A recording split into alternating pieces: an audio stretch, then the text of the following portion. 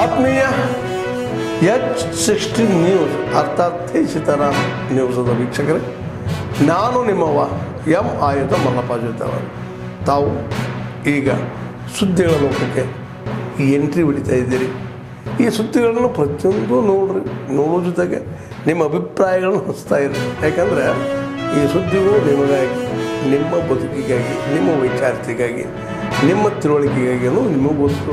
ಜೊತೆಗೆ ನಮಗೂ ನಿಮ್ಮೊಂದಿಗೆ ಇದೊಂದು ಮಾತಾಡುವಂಥ ಜೊತೆಗೆ ಸುದ್ದಿಗಳನ್ನು ಬಿಡುವಂಥ ಕೆಲಸ. ಈ ಕೆಲಸದಲ್ಲಿ ನಾವು ನಿಮ್ಮೊಂದಿಗೆ ಇದ್ದೀವಿ ಅಂತ ಹೇಳ್ತಾ ನೋಡ್ತಾ ಇರಿ ಸುದ್ದಿಗಳನ್ನು. 4.3 million, that is 55% for agriculture laborers, only 45% were agriculturists. As the agricultural irrigation facility is being provided, small and marginal farmers are becoming agriculture laborers. They are losing land.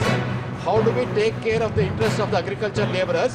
Will they be considered as farmers and included under this scheme, sir? Okay.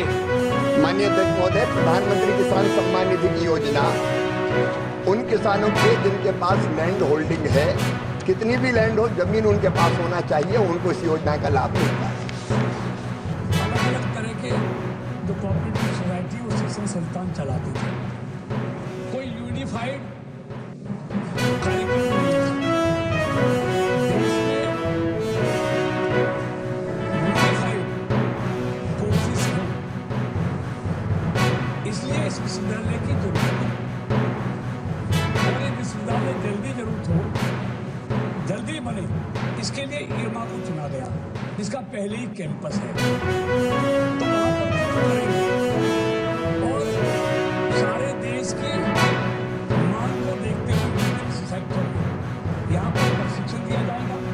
लेकिन फिर भी अलग अलग राज्यों में अलग अलग शिक्षण संस्थान हैं, उनके अपने कॉलेज भी हैं, यूनिवर्सिटी भी है. वहाँ की आवश्यकताओं को अच्छी तरह से जानते हैं.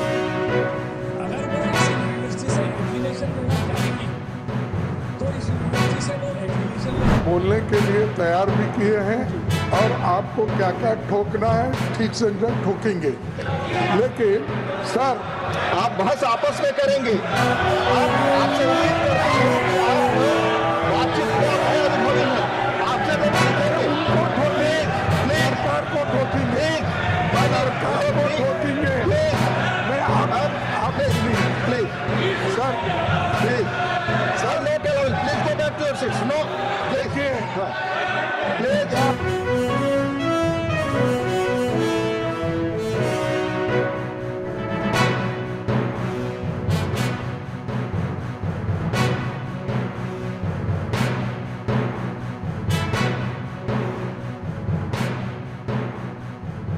that the government of India has given all its due.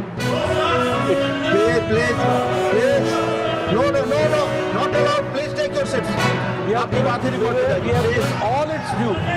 The utilization certificate has not come. The moment the Please take your seat. No, आप सबकी बात रिकॉर्ड में नहीं जा रही. Please. the moment the